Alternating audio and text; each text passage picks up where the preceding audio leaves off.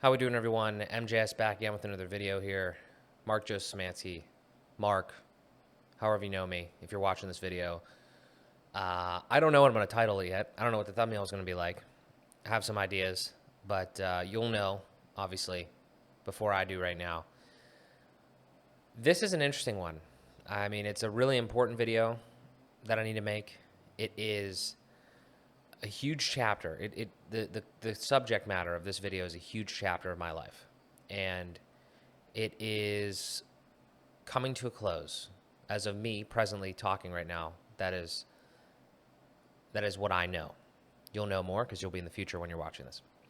But I really want to talk about my family's restaurant, Ray's Restaurant in Coraopolis, Pennsylvania, because I am 26 years old, and those 26 years have, I hesitate to say have revolved around this restaurant, but they have been extremely impacted by this restaurant. And I want to start off, I have no idea. Well, I first want to set some expectations because I have no idea where this video is going to go. I have a lot of thoughts in my head, 26 years of thoughts in my head, and lessons and experience and all of that. I have some notes in front of me here as I sit, obviously inside Ray's Restaurant on the last Sunday that it is planned to be opened. And we just had a hell of a day. So first, say thank you to everybody that has always been a customer, has always been a loyal fan of the food and the atmosphere, and really a part of the family here, because we have really made a lot of connections and just made a lot of good friends over the years at this little diner here. So I want to say thank you. Obviously, that's a huge part of this. But I also do want to set some expectations and say that that's not the root of this video. That's not the way that I like to. I'm not like a filmmaker. I'm not like just show like all the beautiful things of whatever. If we wanted to make a highlight reel of Ray's and everything, then somebody else would have done that. That's not going to be me. I want to talk about what I know best, and that's my personal lived experience. And I want to talk about all of the good and not like every single detail, but like some good, some bad, a lot of lessons I've learned, and just like what this restaurant has meant to me and what it has taught me over 26 years, and then how I'm going to transition that into the future. So again, if you are, whoever you are, if you're interested in, hearing about that, then obviously continue watching, but it's not just going to be, I may throw in some footage and stuff like that of the restaurant, but that would be probably better suited in like a separate video to talk more about the fun, all the funny times and everything like that. But again, with all that said, I'm obviously very rambly. I have a lot going on in my head. This is not going to be a short video. You already know how long it is, but I don't know how long this is going to be. Probably an hour or so, because I love to talk. And this is something, again, that is very impactful. This is a huge change coming in all of our lives, but specifically, me. I mean, I have that's like I said, that's what we're kind of talking about here. So a lot of stuff. And the last thing I want to say too about that is, because whoever watches this, nobody should be offended. Nobody should be feel like I'm talking directly at them. These are just general, things that I've, like I said, experienced, and I just want to document, because one day, 26 more years from now, I'm going to be at a different place, and it'll be very interesting to look back and see how the last 26 years have been in comparison to my first 26 years. That's totally what the objective of this video is, and just so we all know, that's what it is. So let's just talk about it. I think maybe the first thing, I do want to start at the beginning, but I also want to talk about right, like this exact moment, the present, a little bit more than I did earlier in that intro. So I'm in Ray's Restaurant. We just had our last Sunday ever. It's fitting that I'm recording this video today, because everything is fresh in my mind about what happened today. And it was crazy. I mean, like normally Sundays and Saturdays are busy here, but this was absolutely crazy. because everybody wants to be here. I mean, everybody loves this place. Obviously, all the community members, and this is a vital, I don't know, whatever you want to call it, watering hole, gathering place, food stop, whatever, in Coraopolis. And my mother and my grandmother have made it fantastic.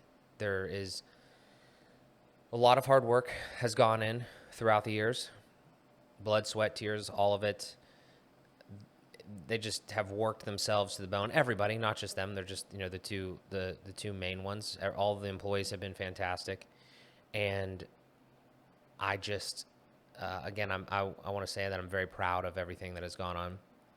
Today specifically, we had, I don't even know, like just everybody. There was lines, constantly, people trying to get in. It's the last Sunday. People come here every Sunday, right? There's people that, it's just a weird thing. I'm more of a, if anybody knows me, I'm more of like a psychological, philosophical-ish in certain areas. I like human behavior. I just find that interesting. I don't really study it specifically. I just kind of, live it and experience it. And what's really interesting is there are people that come to this restaurant every single Sunday. A lot of them we know there's a lot of weird things in here that I'm going to talk about, and I'm going to slightly go off track probably a lot of times because there's too many weird things that nobody talks about, and that is actually the secondary objective of this video. I really want to talk about them because nobody's ever talked about them. I'm going to try to put some in there, and I'll try to tell you when they are. The first one is, it is a very weird phenomenon of this business, maybe the industry in general, specifically, small local diner, I guess, but also probably bigger chain restaurants. I've never worked in any other restaurant than this, so I can't really comment on it. It's a very weird thing when you see the same exact people every week, and there's a lot of things wrapped up into this one aspect. You see the same people every week, and sometimes you don't know their names, but they know you over time. Like they'll ask, what's your mom's name or whatever, or what's the server's name, and then like there's a lot of people that knew my name, and there's a lot of people that I knew their faces and who they were, but there's a good bit of them that I didn't even know their names. So that's a very interesting thing, and I don't have there's no weirdness or problem about that. It's just an interesting thing that if you don't introduce yourself to them, then they might not know you. But if you go to a big restaurant, and they'll normally say what is your name, or the waiter will say their name, I'll be taking care of you, whatever. But you don't say your name back. That's a weird thing. It's kind of funny, but I always try to introduce myself to as many people as I could, and especially towards the end here, I'm handing out cards and stuff, because another weird thing, again, specifically about today, is that we're not going to see, there's people that come in literally each and every Sunday, but only on Sunday, and today was the last Sunday. So you're probably never going to see some of those people again. So I didn't hand out a card, just to everybody, but if people want to stay in contact with me, I have no problem with that. That's the type of person I am. Obviously, I'm online everywhere. I'm making YouTube videos. I'm talking to people. I'm, making connections. So I want to continue to do that. But that is a really interesting thing, the whole name concept, and the whole idea of just seeing the same people and only knowing maybe a portion of their story, or a portion of their life, whatever. And most of it is just around food. So I'll give you another funny, weird thing is my mom could tell you, because she waitressed for so long, the same people's orders. So she knows people off by food. It's she knows oh, if you tell me what they ordered, then I would know what the face is. And then, you could do that. So you just get that over time as well. It's you just know what people, it's just a weird thing. It's a very interesting quirk of the food service industry. And again, at a local diner level, where everybody is probably most of the time within, a few mile radius. It broadens out if you continue to expand or hear more about stuff. But there's a lot of people that come in here that are regulars. Of all of the people that came in today, which I wish we took better numbers on how many people are coming in, but I don't know. I don't want to say, I have literally no idea. I could say 1,000, but I don't know if there was actually that many people. Probably wasn't. It was probably more a few hundred or something. But if you could take account of all that and then actually see how many people have been in here before or come in semi-regularly, it's a good bit. So the point that I'm making in there, wrapped in a lot of other weird substance is that it really has been a community, and I'm obviously thankful from that. I've met a lot of good people. I've talked to a lot of good people, but I always try to give the other side of it. It's sad, or it's unfortunate, or maybe it's just the human condition that we're not going to see these people again. And the only time that I ever spoke to them was here, So, I mean, there's like that in so many other aspects of life, but it's just very interesting when you stop and think about it. It's like, I don't know anything other than about these people, other than like maybe some few facts or whatever, and like what they get to eat. And maybe I don't even know some of their names. Like that's just kind of weird. But I don't have a better explanation for that. That's just kind of a funny one. So the other thing is, just being here today and going through all the motions, and then being literally still in my Ray's shirt, is that there's so many things that I don't like about the food service industry, that weird quirk being one of them. But the other thing is, especially in situations like now, where there is an end date and everybody is like kind of shocked, and everybody is coming in and being like, here you're closing, and you're saying, you're talking the same story like a million times, which is fine. I'm fine with talking to people. But the problem is that you can't talk to people. Like, this is another thing too, is I hope that if any, I don't know who's going to watch this, but if any customers, for instance, would watch this, maybe some people already know, but I want you to know, truthfully, from at least me and maybe the rest of the crew, how like terrible it is that, like, it's really it's annoying, and like, I'll think of a good emotion to express this with, but the fact that I have to, like, in this restaurant, there's a million people in here, and I'm running around talking, and I'm running around working, and I can't explain to you or sit down and have a conversation, something like this, that I don't want to say it pains me or it hurts me, but like, I don't feel good about that. You know what I mean? I don't feel good that we are so busy, and that is the nature of the business. And it's not just now. It's not just at the end where where it'd be nice to have a conclusion to the story, of the conversation between me and the customer that's been coming in here for years. I try to do it as best as I could with the thing given. But again, this is one of those weird things that nobody thinks about. Is it is almost impossible to have those conversations while there's a line out the door. You can't. Like, that is another part of this business that I hate. It is the urgency of the business, that it's a very weird thing. It is a really weird thing when you really break it down. There's so much urgency, but there's also so much human to human contact. It is not a real recipe for success. Like, I'm talking mentally and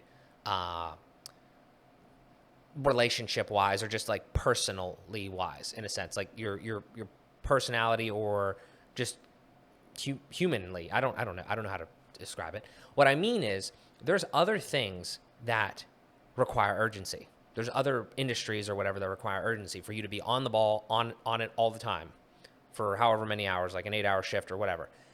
But in the food service industry, generally, there's that, but there's also that human to human contact. So you're talking to people basically constantly and interacting with people, getting people things for 8 hours.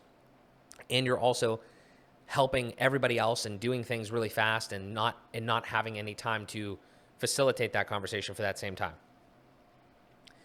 I don't have other examples in my head to counteract this. But the point that I mean is that in a regular environment, you could have in a job like, I don't know, like what I do, web development or something like that. You're not like constantly necessarily doing something. You could stop to have a chat with another human being and actually care if you wanted to. I can't really, I mean, there's been times, obviously, I've stopped and had a chat with somebody at a table in here, but normally there's a million other people in here and I have to go deal with, the other things.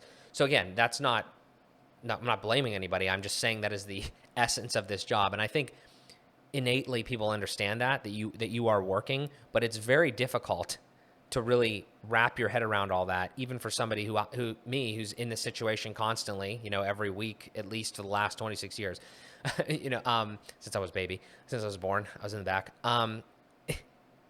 The it's still hard to wrap your head around that you can't really do that. Like, you're performing a job and you're also trying to be like it's like being a bartender. A bartender would totally understand, or anybody else in this game would, like, it's difficult. Okay. That's kind of what I mean. So my point is, if anybody ever felt slighted, like we didn't, give them enough attention or chatted enough. I mean, it's just the shittiest thing about this. One of the shittiest things about this job, in this industry, is that you can't really do that. You have to be working and try to somehow maintain conversation, which is a skill in and of itself, but it's just really annoying. And somebody like me, who can obviously talk to this camera for hours on end, I don't like doing that, because I like to have conversations with people, and I've tried to do that many times, and obviously some of them have been good, but a lot of them have been good, but it's just annoying. It's a really annoying thing, and I'll be very happy if I never ever have to rush a conversation or run away from somebody because I got to deliver a drink or something to somebody else. I'll be very happy if I never have to do that again. So again, if you've been in that situation, if you didn't ever see it from that perspective, I hope you see it from that now, because that is one thing that I hate the nature of the industry and the food service industry because of that. And if you're ever on either side of that, make sure that you're empathetic to the other side, because I think that's a really important one. So those are a couple things that were very fresh, very on my brain from today, like specifically. Again, I don't really have an exact agenda for this video, so let's go back a little bit in time and let's talk about how we started, because that is the next thing that I think makes sense to talk about, or that I kind of have some thoughts on. So this restaurant was opened in 1991. I was born in 1996. So about 5 years in from this. I was apparently in the back of this restaurant, because my mom was working here 6 days a week, 7 days a week, or whatever. I was in the back of this restaurant, like behind the kitchen, way back in the little stock, office room, in a playpen or whatever, I guess, way back then. Because, my parents are working, my dad's working his job, my mom's here, my grandma's here. They're doing everything they can to make this a successful business, because they're cooking food for people and they're making money from it. And we'll come back to more of that and kind of my thoughts on that, how they've evolved over the years, specifically with the business side of things. But back then, that's where I was. Okay, and obviously I don't really have any recollection of any of that, so I'm not going to comment on it specifically. But the bigger themes was, I was here right away. Like, when I say I've been here for 26 years, I mean I've literally pretty much been here for 26 years. Obviously haven't been working, but I'm sure that I started working. I'd have to double check, but I know I was out here in the dining room, bopping around, probably when I was like 5, 6, 7 or something like that. I mean, people tell me all the time that they remember when I was like real little in like a stroller and stuff. So I've definitely been around this place for a very long time. And there are so many lessons, and I know I'm going to forget some, because I just don't have them all written down, and I only have so much time to be in here and talk about this. But I want to try to hit on the big ones, and then I want to try to talk about some of the other ones that I want to talk about, the things that have really made me, I believe, into a really, I don't want to say I don't know how to phrase it, try to, humility wise, but like, I feel like I'm a good individual, a good character, hard worker. Like, I'll talk about those types of things, but there are a lot of things that I am always looking, if I'm, good, I want to be better, right? So whatever it is, if I've experienced any situation, whether it's me personally doing it, or I see it, or I'm like, a part of it somehow, third party or whatever, I'm always trying to analyze it and think of, how good was it? What did we do good? What could we improve on? That is just the way that I am. So that's how I'm approaching this video, and that's how I'm looking back and analyzing on this entire, experience of Ray's Restaurant. So that's the expectation for this portion. When I was that young, and when I was around this environment, I do not know what happened to me. I don't even want to get into like the genetic type thing of maybe becoming entrepreneur. Like we're not saying that. I'm just talking lived experience. I was around this restaurant for 26 years all the time. Summers, I was working down here. I can't remember a single, like very rarely a weekend, maybe for like a deck hockey tournament or something like that, I'd get the weekend off, but pretty much every single Saturday and Sunday for the last 26 years I've been here. People really don't understand how much of an impact that would have on somebody, and don't understand the level of the level of effect that would have on them, because I feel like so many people probably don't do something like that because they just like go to work 5 days and then they're home and they're chilling on the weekends or whatever, vegging out, maybe going to breakfast or whatever. And again, this is not the video to say which one's right or wrong necessarily. I'm just going to say what happened and kind of what I think of it. We can have a debate some other time. I'd love to chat with anybody about like what's good, what's bad, or whatever. We'll get into some of it. We're not going to debate stuff though. We're not going to like, talk specifically on what you should necessarily do, but I can't stress it enough, because I don't think there's a lot, like, I think I'm in the serious minority when it comes to that. And when I say me, I mean like the people that are involved, like my sister, Sarah, is also similar, has a similar lived experience, but she's not here to talk about it. So this is, this is mine. What I mean is I was in this restaurant every Saturday and Sunday, 11, 12, 13, 14, 15, 16, 17, 18, 19, 20, 26. I'm 26. Like, that is crazy. And by crazy, I don't mean bad inherently. We'll dig into it. But I'm just saying, try to understand that. Try to understand that if that was not you. If it was you, then maybe you have a similar path. But try to understand what that's like. And if you're an adult, try to understand asking your child to do that. And by asking, I mean more of like making, okay, forcing. And again, don't confuse the words that I'm using with my opinion on it or what it actually did. This is factual. I did not have an option to come down here. Okay, I want to make that clear. I could not have said, yeah, Mom, I don't want to work this weekend. I'll be fair though. I never said that. So like, I don't know what would have happened, but I lived in their house until a year ago. So so that's, just understand what a family business is if you haven't been a part of it. Because again, I'm trying to educate with this video. I'm trying to understand and trying to explain. So I did not have an option, is what I'm saying. So with that in mind, all of those weekends are gone. Like, I could never have a young kid sleepover, stay over a friend's house. Couldn't really have, never really, I mean, again, I don't remember everything, so my parents will probably fact check me on some of this stuff. I'm sure I did like go to, I remember like flag football or something, when I was younger, like, and stuff like that on the weekends. But, and again, I said 11, so 11's probably a little young, but my cousins are working here around like 13. So it was probably somewhere in there. I'll be generous and say the last 12 years have been really like this. Okay. Which is, again, a big part of the adolescence, teen, and young adult years. And the other thing, obviously, is you're going to school 5 days, and then you're working at the restaurant. And then after high school, or middle school, high school, whatever, then college, doing the same thing. And even college, I'm pretty sure at some point I was probably working here kind of on the weekdays too. And then I had an internship. So like I was interning, school, this place, all at the same time. And then I left that job, and I'm all over the place here, but I left that job. I'm trying to give you like an idea of what the big picture is, and then we'll narrow down on some stuff. Then I left that job, and I am working here on some days, and I'm trying to start my own businesses and fuel those up. And it's not like, it's very conflicting. And then eventually, we end up moving out, and you see like all the videos on this channel about like how I'm trying to like fix up a house and end up working down here and start a business. I don't want any sympathy for any of this. Okay. That's not the point of this video.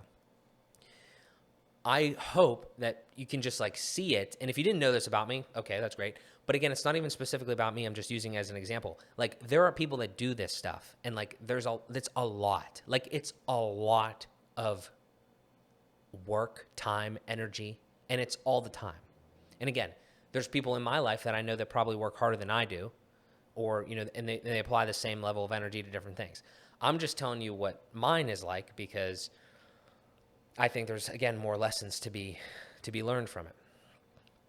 So now that you have an idea of what the last 26 years have been like from a time perspective, time spent perspective, literally always doing something, whether it's school, here working, or working on my business, or working on our house or whatever. Like there's so much going on.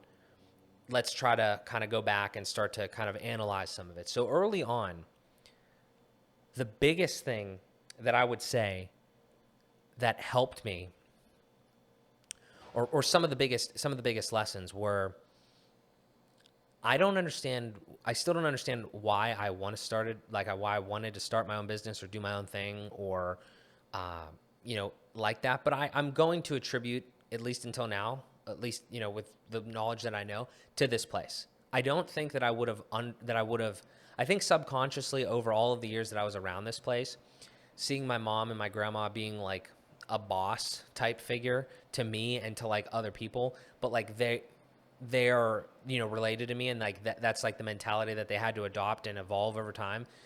That I think definitely probably played a role in me wanting to not be an employee and me just be a in this case like a web developer. Obviously not that the industry didn't have anything to do with it. Well, we can talk more about the industry, but that it pushed me to be entrepreneurial. Okay, we'll just leave it at that. I think it definitely had an effect on it because I don't know. I definitely don't want to be an employee now, and I can't think of another reason why that would be the case.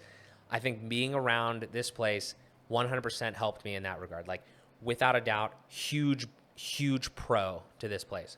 Some of these things I'm going to try to label as pros and cons because, or not really cons per se, but just like, again, things that have been beneficiary to my life. Another big thing is understanding money. And some of this stuff I'm going to probably end up relating kind of to the parenting that I got to because it was good. But a lot of it kind of stems from, I don't want to say business owning, but like just this place though, again, there's a huge effect on it. So understanding money and understanding how important it is to not take money for granted and not just spend completely frivolously. And I've had my stints, obviously, when I was I don't know, college age or whatever, just buying stupid stuff. But over time, I've started to really understand, and again, other things have affected it, but when you own a business, you have to at least understand profits and, what your expenses are, what your revenue is, things like that. So at a super basic level, I think that it really helped me as well. I wasn't like doing the bookkeeping for this place when I was 12 or anything, but I did understand that like working equals getting money, and then once you get money, don't spend all of your money, that type of thing. If you don't teach your kids that, you're really hurting them to any level. I'm not saying you have to get them involved in your business or whatever, but you could do that. I really think that would be beneficial to kids' upbringing. On that same exact note, one of the definitely the biggest thing, I mean, entrepreneurship, money, all that, work ethic. Like, without a doubt, the biggest thing that I attribute to this place from myself that I got from it is my work ethic. Like, I don't know, because I've never worked anywhere else, but like this place, what I'm expected to do at this point, and again, not just me, I don't want to say just me, but like people that work in like food service in general, really, what people are expected to do is, I don't want to say it's crazy because it's not super crazy. There's way crazier things, but it is a lot in some circumstances. Like today is a great example. I'm going to reference today because it's so fresh. There's people all over the place. I mean, it's so quiet in here. It has another slight perk when you're in here and it's just completely quiet. It's very interesting to see that. If you ever have like an area where there's like millions of people and then you just see it like quiet, there's a real big juxtaposition there. But it's quite soothing when there's nobody here. But that's just a funny thing. But today there's people everywhere for, I don't know, 6 to 7 hours or whatever. You have to be locked in on, and especially the things that like I kind of do or whatever. They're, nothing is difficult. Nothing is like extremely challenging in the food service industry per se, but it is like mentally exhausting and physically exhausting. It's not like you're innovating most of the time. You're just like churning, it's just like churning and churning. Like I'm cleaning off tables. I'm wiping tables. I'm setting tables. I'm handing checks out, potentially getting some drinks for people. I'm, my sister's taking most of the orders and stuff like that. But like, there's obviously other people around too. I'm doing other things. But like, it's like, it doesn't seem like it's difficult or a lot of work at all. But when you do that constantly for 7 hours, it does something to you, especially when you do it for this many years, 12 years in a row, through the most, important development session or development portion of your life. It is like remarkably draining and character building at the same time. It's incredible, actually, like what it does to you. And I don't know if I'm unique in any way in this regard, but having that, I'm extremely grateful for. Because, again, you don't understand, I believe, what that is like unless you go through it. You don't understand what working here, to the level that we in this restaurant have to work until you actually do it. And when you do it for that period of time and it just like becomes like ingrained in you, it's like extremely, again, character building, but at the same time, after a while, it's like this is all about like a yin and yang. There is so much good packed in that, but at a certain level, it becomes so like mundane, and it is soul, like, for lack of a less dramatic word, it's like soul crushing. Okay. And that's way past where I am, by the way, just so everybody knows. If anybody's ever came in here and thinks that like, I'm not like happy or whatever, I'm just like going through the motions, it is 100% because I am. Okay. And I don't want to say that as a jerk thing, because to go back to the other points, if you've been listening this whole time, like those are the things that suck so bad about this place. Is not the people are wonderful. Most 99.9% of people are wonderful. Okay. Love having the conversations, as you can tell. I love so many things about that. I love the lessons that have been learned, but too much of a good thing can also be bad too. Like too much of like these good lessons, like it's like I am so far past the point where these are having a benefit on me that they're starting to almost have a negative. It's like, we get it. Like we got to work hard. We have to be locked in for a certain amount of time. I am so ready to do something else. And I obviously have been for many years, for several, 3, 4, whatever years, because I've been doing other things outside of this place. Because 1, I knew it wasn't going to last forever, and 2, I didn't want it to last forever.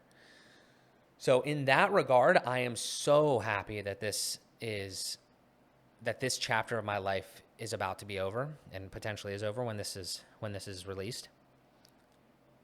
Because of all that, like it's going to be such a relief. Because every weekend I dread like coming in here again.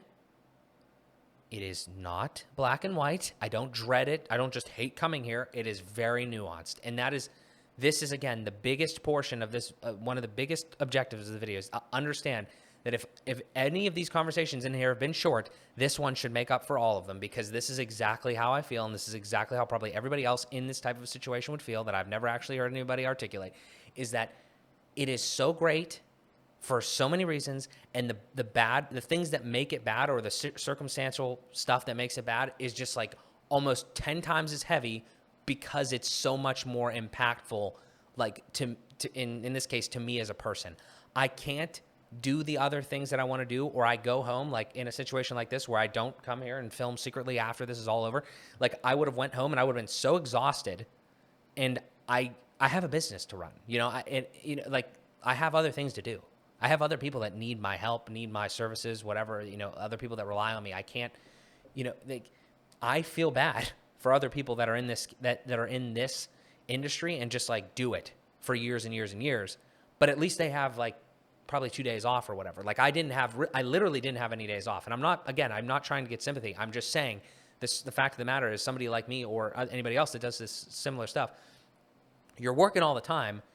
And even on the stuff that you enjoy doing, like for me, like working websites or whatever for like, recently the past, let's just say the past year or whatever, if I'm working on websites for 4 days of the week and then working here 3 days a week, it's not that I need a break per se, but I need something other than like this thing, like just killing me because of all the circumstantial stuff that has been going on and all of the years of just hard work.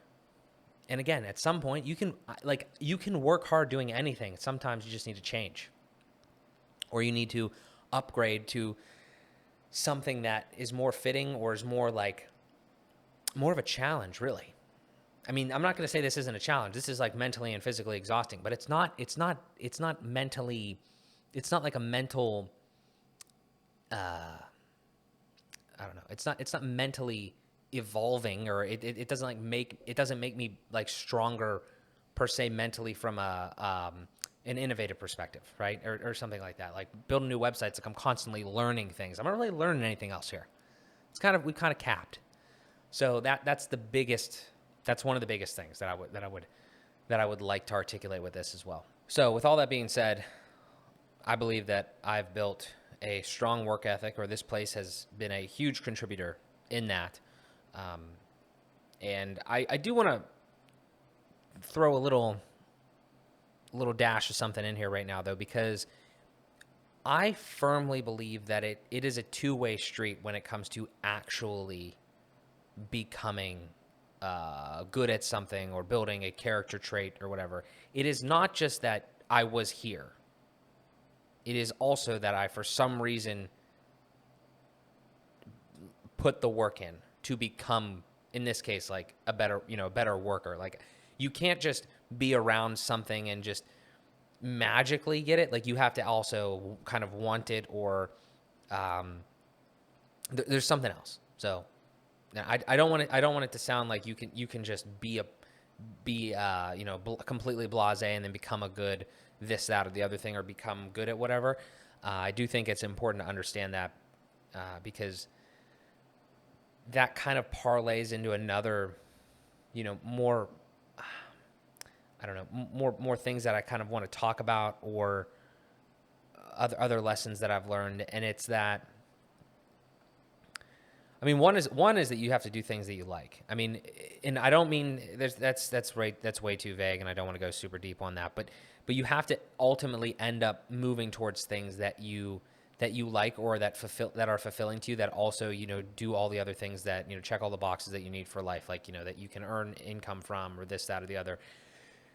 Because you're going to get burned out, and like I was saying earlier, you're either going to have this situation where you work 5 days and then the other 2 are just total, like, veg out days where they don't mean anything, and you're just going to be in that that cycle and that rat race forever. Or you're going to be in this other situation where maybe like you're doing something that you really like for part of the time, and that's kind of making money, and then the other 3 days or whatever, you're hating your life because you're in a certain situation or whatever the heck's going on there. And I've just been in that situation, so I understand that it is not sustainable long term. You have to try to move towards something that's not going to make you feel like you're every single day, or maybe not even every single day, but like the majority of your life is difficult. And I don't want to ever say like not worth living, because I never felt that way, and I feel terrible for people that do. But I'm just saying that like you got to enjoy what you're doing. I mean, you got to enjoy the process, and you have to enjoy most of your time, I would say, that you are existing. So that would be a huge thing that I could talk about at length for so much other time. But the point that I want to make in this video here, specifically related to the restaurant, is that it taught me that I don't want to be here. I don't want to be in food service. I don't want to be bussing tables or ringing people out or cooking food. That's just not for me. Maybe some people it is for.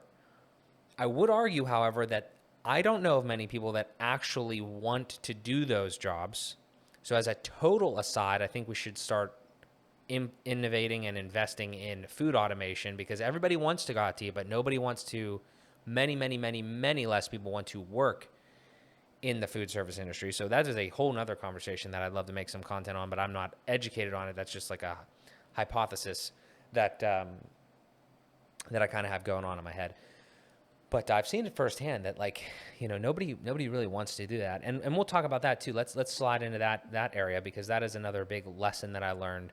Again, it's not just one singular thing, but let's talk about like employees of this restaurant. And I don't mean specifically, I mean like the idea of being around the staff of a food service restaurant for so many years, and what that taught me. It taught me that what I just said, that nobody really wants to do this. And if they do, like, maybe they do, but it's not like it's just kind of like a thing. It's like there's definitely other things that people like want to do, and it's not cook breakfast, for hundreds of people on a Sunday morning. And I'm generalizing, okay? I'm saying the vast majority. There are probably some, but there's not enough for there to be like an actual happy or really fulfilled workforce of these people. That's my theory. We could discuss it more, but that's where I'm operating from. So with that being said, the people that like you get, or the people that have came through as employees of this place, a lot of them have been fantastic. We'll say 99.9% of them. I'm not even thinking of bad people. I'm just saying, we'll say all of them. Okay, all of them have been good people. But what it's taught me is how to deal with other people, and how to communicate, interact, and work with other people, I guess is a really good way, obvious way to put it. And that's extremely vital, because all of those other lessons, working is more personal. Entrepreneurial is like more of like a frame of mind. The money thing is more of like a personal thing. The collaboration aspect, huge, absolutely huge. And I obviously still have more time or more ways to evolve in that. I'm not perfect or anything, and I never actually managed anybody per se, because that was another thing. Like at a certain point in this restaurant thing, I didn't want to go any, like, first of all, there's not really any higher to go, but I never wanted to take it over, so I never like moved into like my mom's position or anything like that to manage people. But even just working with people kind of on the same level, which is not really much of a tiered structure here, if you know that there's not many people that worked here at any given time. But the point is that just working with other people, I think, is extremely vital, and a good lesson to learn, just to collaborate and to be sociable and ask for things in a efficient yet polite manner and all that sort of stuff. So I think that is extremely has been extremely beneficial and helpful as well. So that's another thing, because again, a lot of people are not like, I'm trying to think about, and I should probably do some like actual research on this. How many kids have jobs when they're even 16, let alone probably when I was here like 13, 14, and actually like setting tables and doing stuff like that. So that's where I'm at with that. If you can just get again, as a lesson passing on to any viewer or me even in the future, I would like to make sure that my kids do the same in a lot of those areas that we've chatted about so far, where they have a good work ethic. They build that through doing something other than just messing around doing stupid shit on every single weekend, but a better balance. I think I'm going to slide into that thing, because that's just the next topic on my head. I think a better balance would have been nice. And again, I don't want to offend. That's not my intention. There's too many variables, too many circumstances, specifically, like we'll say in my life or whatever, that did not allow it. But I'm saying in a more shooting for an ideal world, I think a better balance would have been like better in my case. When I say there was no weekends, there was pretty much no weekends. So if that was like more like half, I think it would have been a lot different. Maybe some things would have been better. Maybe some things would have been worse. I don't regret not having the weekends per se, but I do believe that there is there is a huge thing to be said for how much good was done from like work ethic, inspiring work ethic, building that and doing all of that. There is also something to be said for giving people options and giving people choices, especially when they're young. I see a lot of people now. I'm not a father yet. Hopefully will be one day. Not necessarily super soon, but one day. I see a lot of people give their kids options.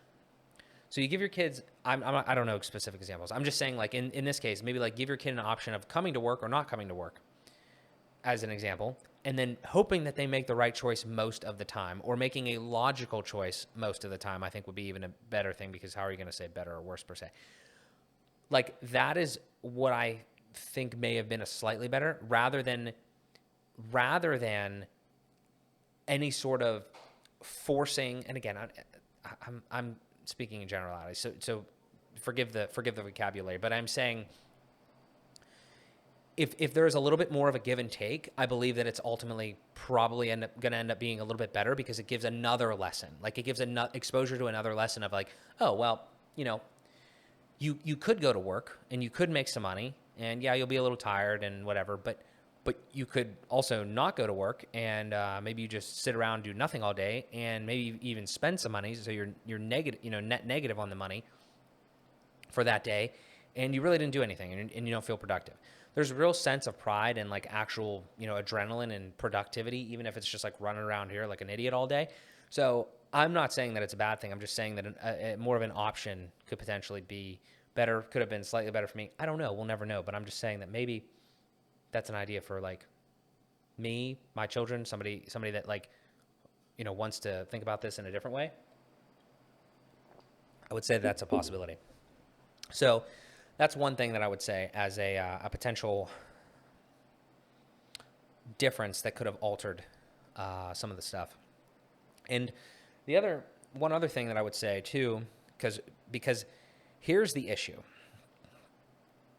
And this is probably one of the most sensitive, I don't know, sensitive is the right word, but probably potentially one of the most like,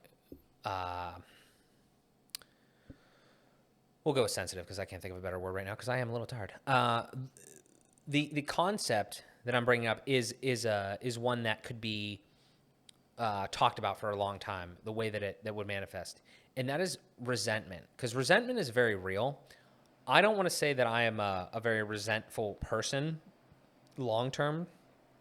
Like, honestly, like I don't really feel like I personally hold grudges or anything like that. I just don't care, because like, I mean, I just see, I'm moving forward like in my life. So like whatever happens here, try to build a bridge, get over it, and then just continue, moving forward. So I have a memory, but don't like dwell on things. So I'm not saying this is a big issue for me, but I am saying in generalities, like that is a huge potential threat to like a potential consequence of what we just talked about. Okay, if you force your kid or you whatever, okay, if you force your kid to like come to work every Saturday and Sunday for 12 years, they might resent you when you're done. Again, to be clear, I don't harbor resentment. I am not currently. I mean, like we've addressed where I'm at. But like after this is over, it's whatever. Okay, I'm not saying. But what I am saying is, like, again, as an educational moment, lessons learned, analyzing, that is probably not a good strategy. Okay, because somebody with maybe a less mental fortitude or something you could probably ruin. This is like a family business is one way to kind of bring a family together. But I would say a family business has a way higher potential of tearing a family apart long term. Okay, I'm being serious when I say that, because I've just been a part of it, and I don't. It hasn't. Okay, like, but the potential is like extreme. Let me try to elaborate on that. You work with your family. No, like I'm pretty sure there's a stereotype that says that it's not easy to work with your family, and I don't completely submit to that, because I don't think that is entirely accurate, because I mean, we work fine together. It's actually kind of good that you're similar in nature when you work together, because I think a lot of times it is kind of better, and you can evolve. And just like, even if you're working with somebody random, you should be able to like kind of get better at working with somebody. That's, again, too general of a statement to make, but you, I mean, that or do something different. But if you tell somebody to do something that they don't want to do for long enough, it's gonna be bad. Like, or you feel like you're forcing them in any stretch, or guilting them. Guilt, we could talk about guilt. Like, that is so terrible to do. Even if there's like other factors where it's like you are benefiting, and, you know, again, the soft skills, or you're just like, even if you're being paid, like, I'm sure there's a lot of family businesses that don't actually pay their kids. We were not that. Okay, thank God, because like, I don't even know how I would have survived if I had to work and not get paid at all. But you know what I mean? Like that. But that's what I mean, is that is how you harbor resentment. What I'm saying is that this is probably one of the best scenarios that I could have dreamt up these last however many years here of us working in this family business. I'm saying that my mother, my grandmother, everybody involved, all the employees, like, we did a fantastic job. It has been a great ride. Okay, that is what I want to convey. However, what I do want to say is that if you did it a different way, it could have been awful. So don't do it those ways. Try to take all of these good lessons and then maybe implement some of the slight variations that could have made it even better. Because I don't think that anything's perfect. I know that I'm not perfect where I'm at, and I feel that everything could have been even a little. There's certain things that could have been even a little bit better. So that's what I mean. Is like, there's no reason that for the last, you know, year or so, I should have felt that like I was being forced to be down here. And again, circumstances. You know, a couple. You know, obviously it's 2022 now, almost 2023. Weird shit happened in the last 3 years. Very weird stuff. The whole play. You know, everyone in the entire world was, you know, thrown upside down and through a loop. And so is this. You know, this a little diner here was no different. That was a very weird time. So that wasn't great. The timing wasn't fantastic. But that is the point that I want to make, is just be cognizant. You have to, like, in business in general, you should be thinking of your employees and everything. But when you're in a family business, it just kind of complicates it more, because not only do you have to be at work with these people and make sure that goes well, you also have to be at Thanksgiving and Christmas dinner with those people and make it. And again, we didn't really have this problem, but in general, it's like there's always like an undertone of, it's like, how is the work relationship? You know, it's like, am I happy to be going to wherever I'm going? Like, what is that like? How does that all work? I've just seen it in other family businesses as well. So I think more so, that I think about it, that's kind of the, you know, one of the big focal points is the idea of family business, and what does that actually mean, and how to optimize a family business. And I'm not even sure if that's like an actual thing that you should even consider doing. I think maybe you shouldn't do a family business because it has way more potential for catastrophic destruction of your life than a regular business. I'm not trying to lobby against family businesses either. I'm just giving my perspective, because I just feel like we kind of got lucky. I don't understand how or why. I can't really give you an entire breakdown. Maybe if we got together, you know, like the 4 or 5 of us that are like, you know, we're all around it. Maybe we could really have a good discussion. If you guys want to do that, we can do that.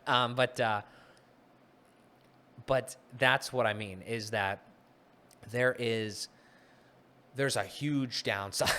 I mean, because again, think about it like this. I don't want to go super off track here, because I do want to try to wrap this up in a reasonable amount of time, because it's getting dark outside and I'd like to go home. But here's what I mean. Let's say you start a business and you never employ any of your family. What's the worst that could happen? You lose all your money, which could potentially hurt your family.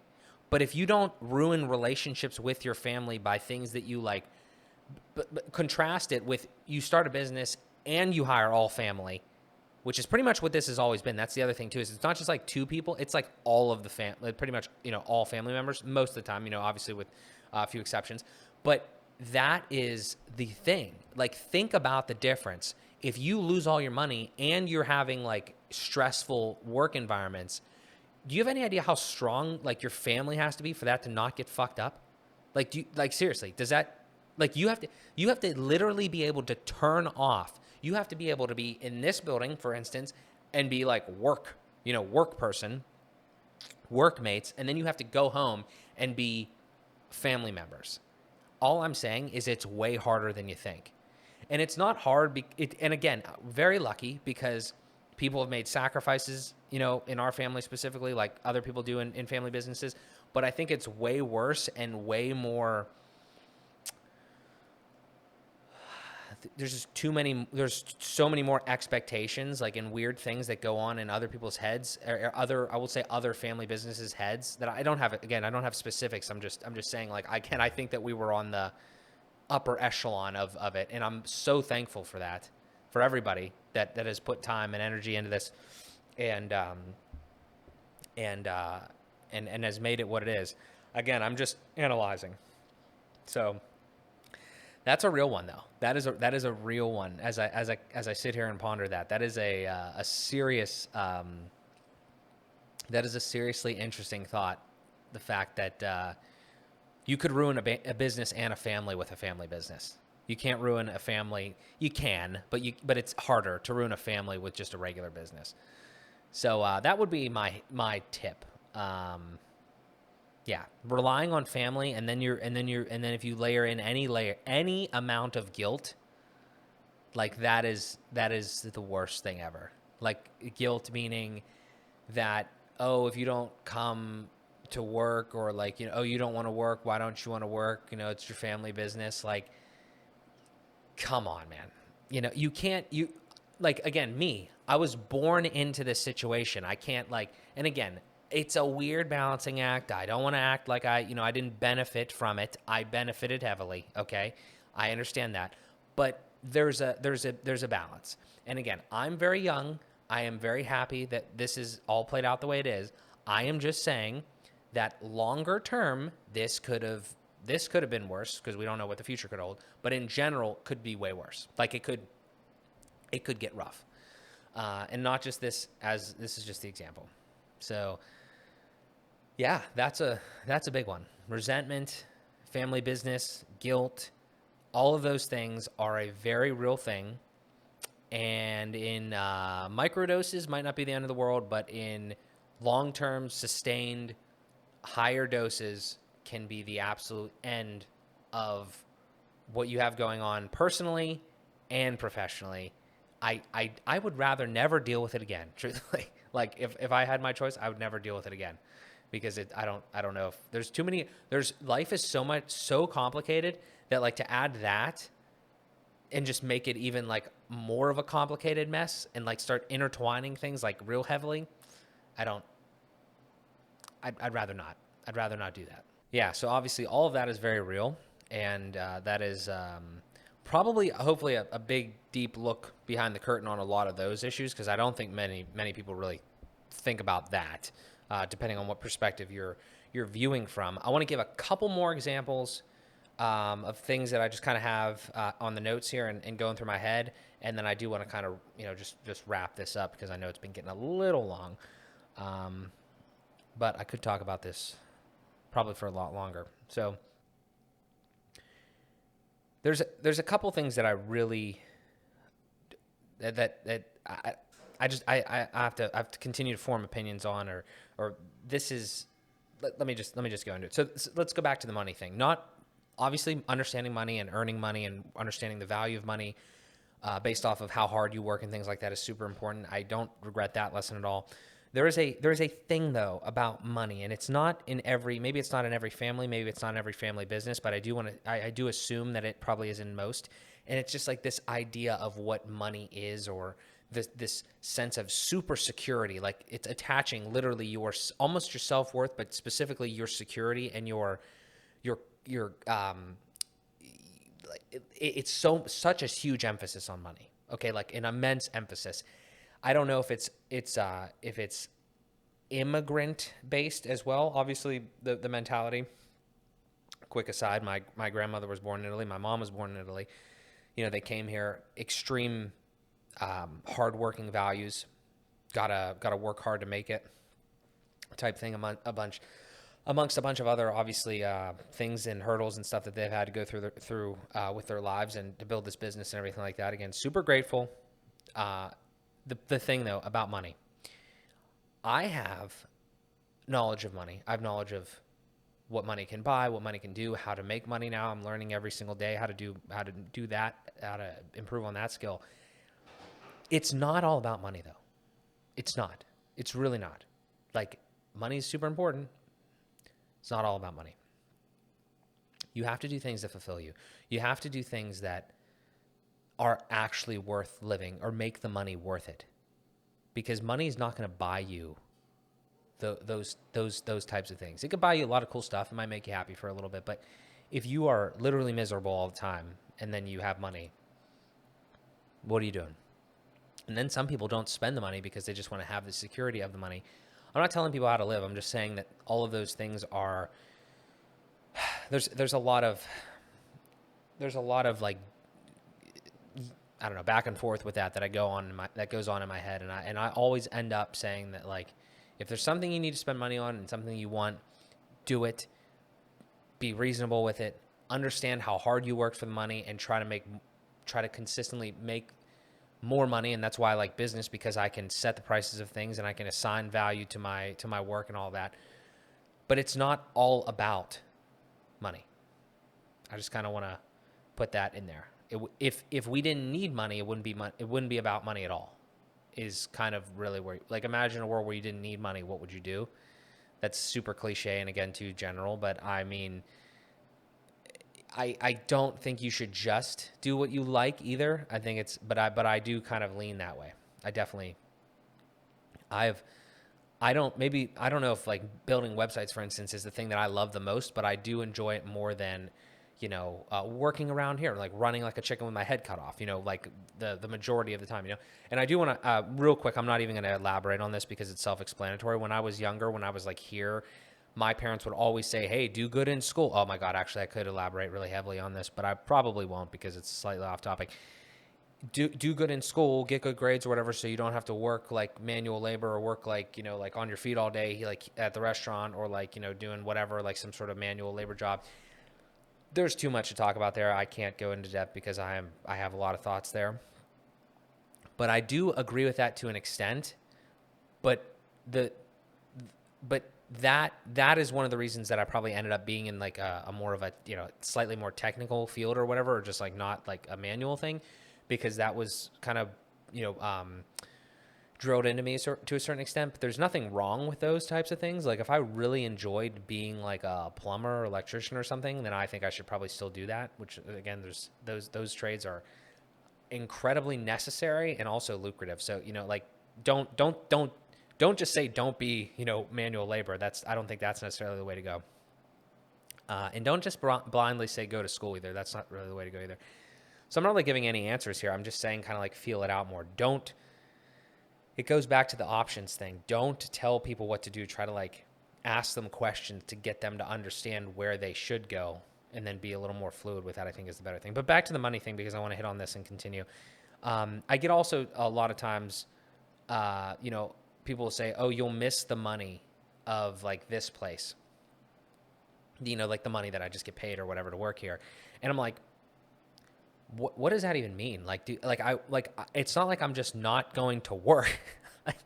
Especially me. I have other things that I need to do. I need the time. Time is so much more valuable than money if you actually work hard. Like, it's so crazy to me how people think this.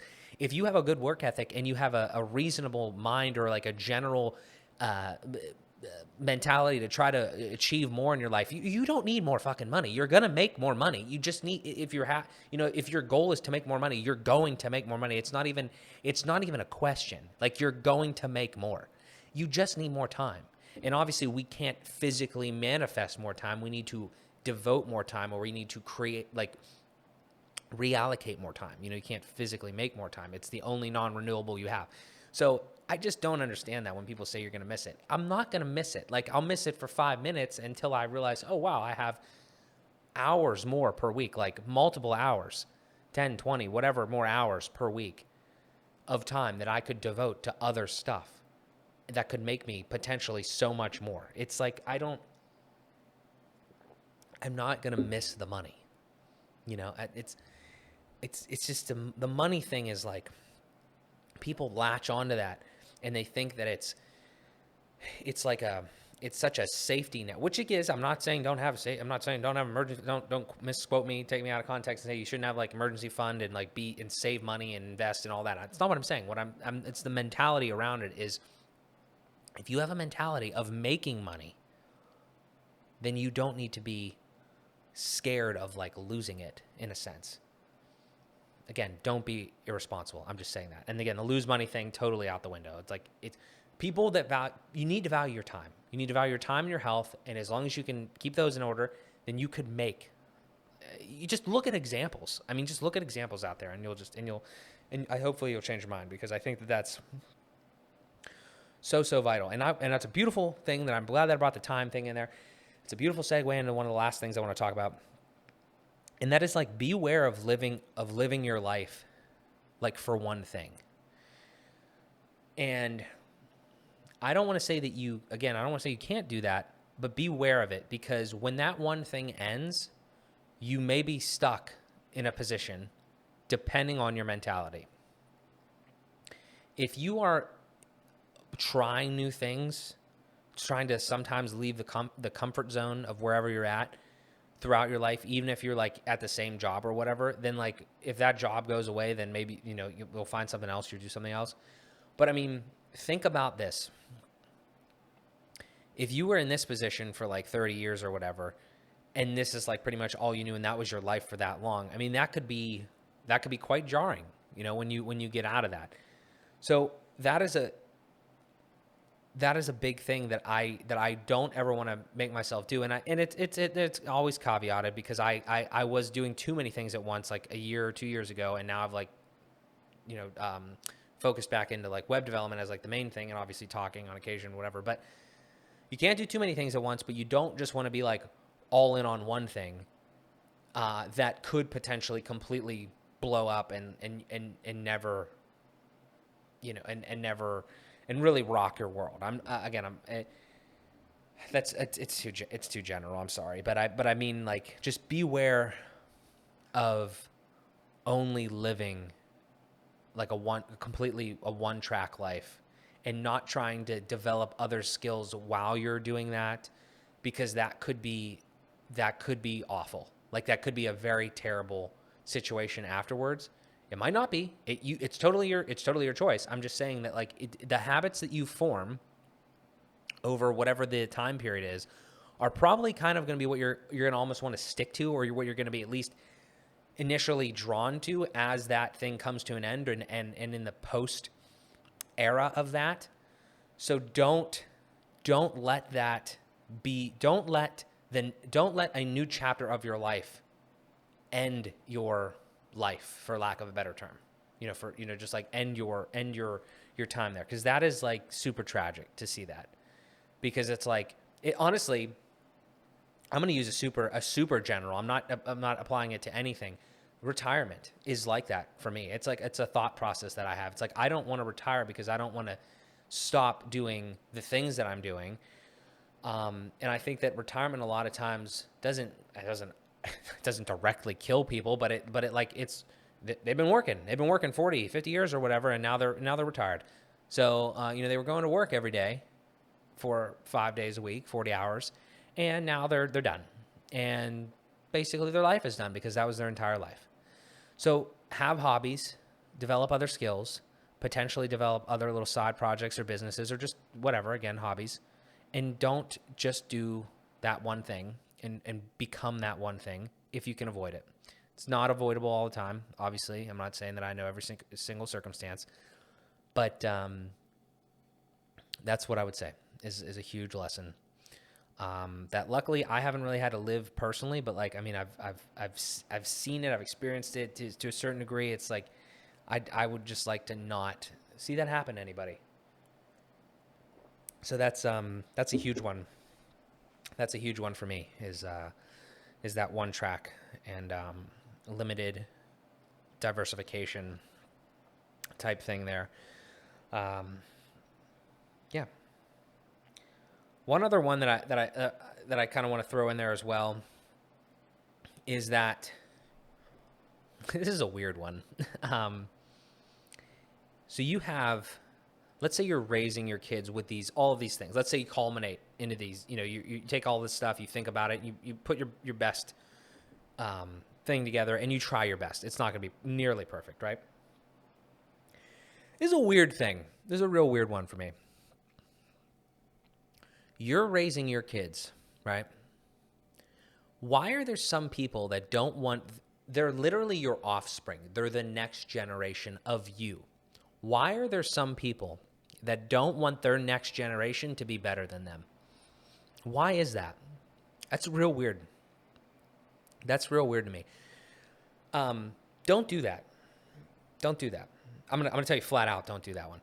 Because that doesn't make any sense. Like on any level, it doesn't make any sense.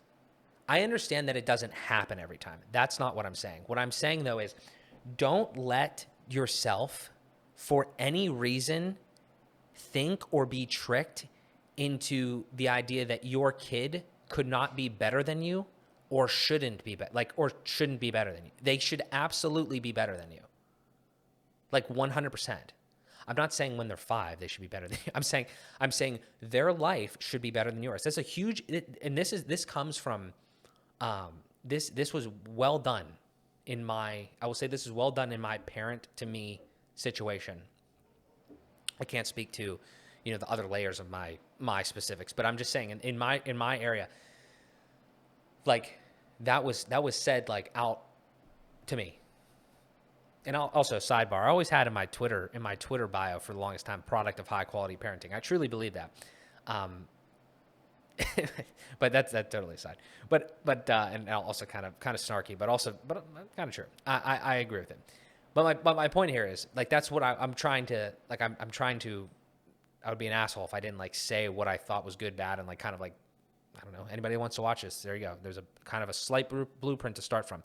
Point that I'm making though with the other thing is that if for some reason you don't like have that innately in you as a parent that you want your kid to be better than you, what the hell are you doing?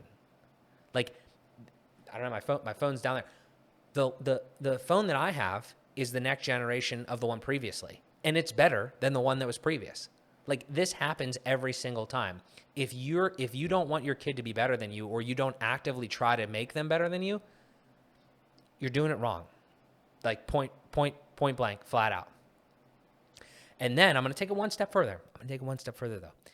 That should be your goal. But if you can't handle when they're better than you, you also have a problem. First of all, you should try to compete a little bit too. Like try to consistently make them better by like competing with them. Like especially while they're younger, that would be a good idea. Like in sports and shit, as an example, not just the only one, but that would be good. But again, if you have a problem when they get better than you, that's also an issue. And that's something that I've kind of slightly experienced, but like not like we don't need to get into specifics, but like I've seen it. I've had like there's like weird like small niche real like edge cases of that, and it's like real weird.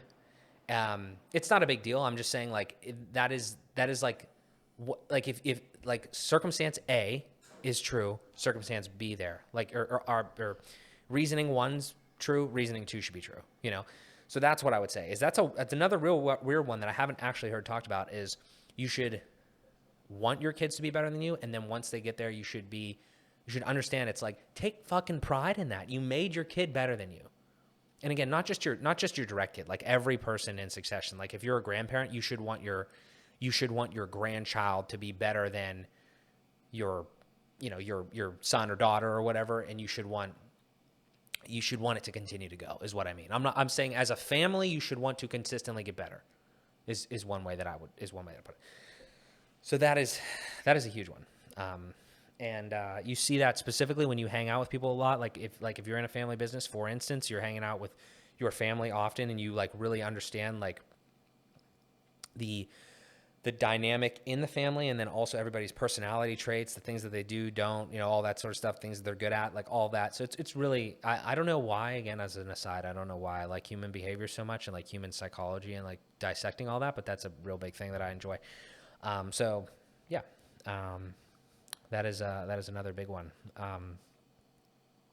I got to be honest, I can't really think of any other huge things. I've pretty much gone through all of my notes, and it's been a long time here. I don't know how long. It's definitely been over an hour. And it's getting dark outside, like I said, so I'd like to wrap this up.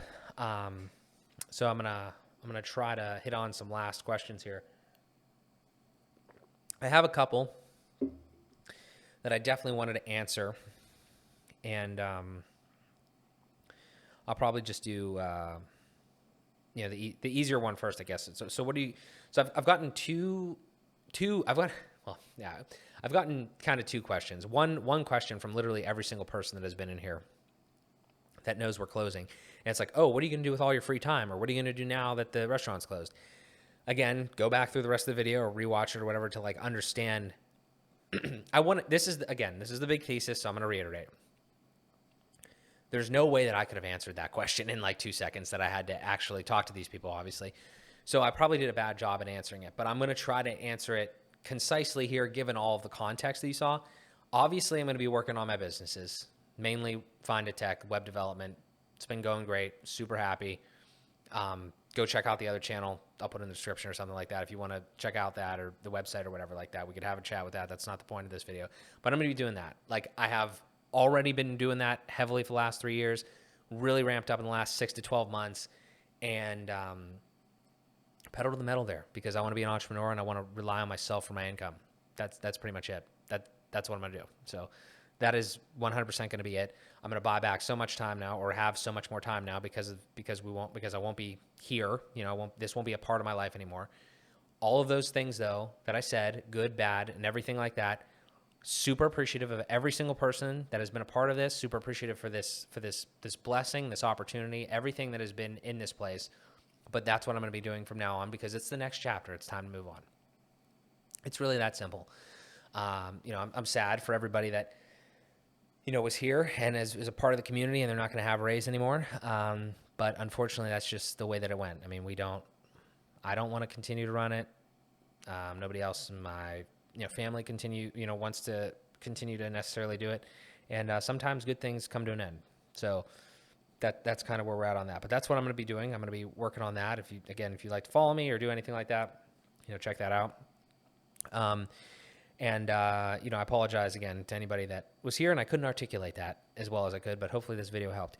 The next thing is, hopefully probably the last thing here is like, are you sad? Or are you going to miss it? And I really want to culminate all of this with that, like just answering that question as best as I can.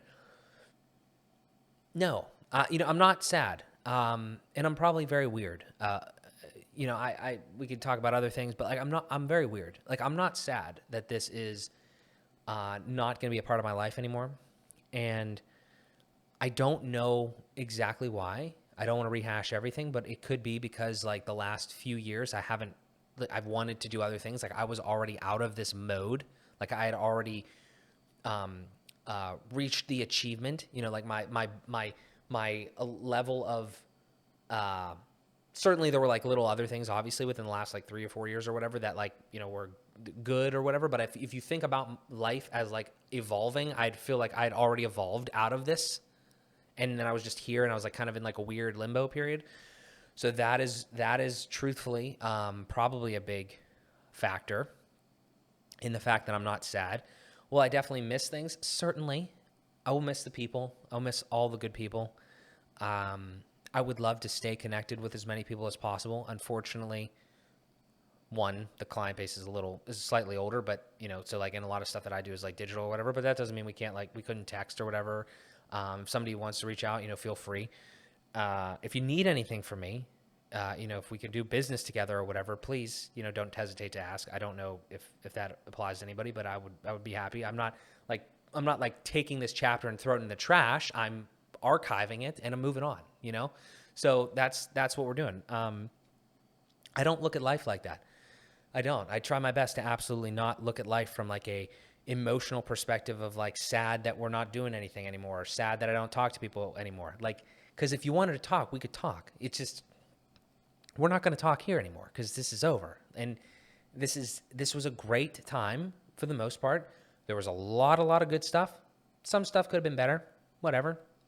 Maybe it was slightly overstayed for me and maybe other people. I don't know other people's opinions exactly, because they haven't made an hour and a half long video talking about it. And that's fine. but yeah, I'm not sad. Maybe someday in the future when I have kids or whatever, we can tell them stories that we worked for 26 years. We were born in the back of a restaurant. I wasn't born here, but I was born in a hospital. But we'll tell them about that, and hopefully they can watch this video and really understand some of the stuff. And and I'll try to, honestly, I have videos and other stuff too. We're not just gonna make this video. I mean, I'll make something else too to commemorate, and we'll take a lot of pictures and videos. And that's another thing. I want to document stuff. I don't just want to talk about it abstractly and try to dissect it and analyze it. But yeah, I mean, that's where I'm at. I'm not going to be sad. I'm gonna miss certain things. Obviously the food's fantastic, stuff like that, but it's time, if you live in one spot your entire life, if you don't evolve, if you don't move to the next thing, that, I gotta say this real quick though, because I kind of did forget this. That was the other thing too, is this place has been plateaued for a while. If you plateau for long enough, you are going to not feel like you are moving forward. Obviously, that's the definition. And then you are just going to feel awful. It's just going to build and build and build. And then you're going to be like, why is this not good? Why is my life not why do I not feel better more of the time? And that's the problem. That's if I could just summarize, that's probably all I could have said in this whole video, and it probably would have made sense. And that is where I'm at. That is where I've been, and I'm so happy. I cannot explain to you my level of excitement for what's next. To go full throttle on whatever else, the stuff that I have going on and whatever's in the future. That is how I live my life, because I know that one day I am going to die. That is the most certain thing, and that's not morbid to me. I don't fear that, because I know that as long as I try as hard as I can, as many days as I can, right? It's not perfect, but as many days as I can, is if I could just try as hard as I can to keep moving forward and to not dwell on the past and only control the things that I can in the future, now and in the future, it's, what else you can do? That's all you can do. That's literally all you can do. So, sure, we'll miss things. I'm so grateful for everything. You can't be sad about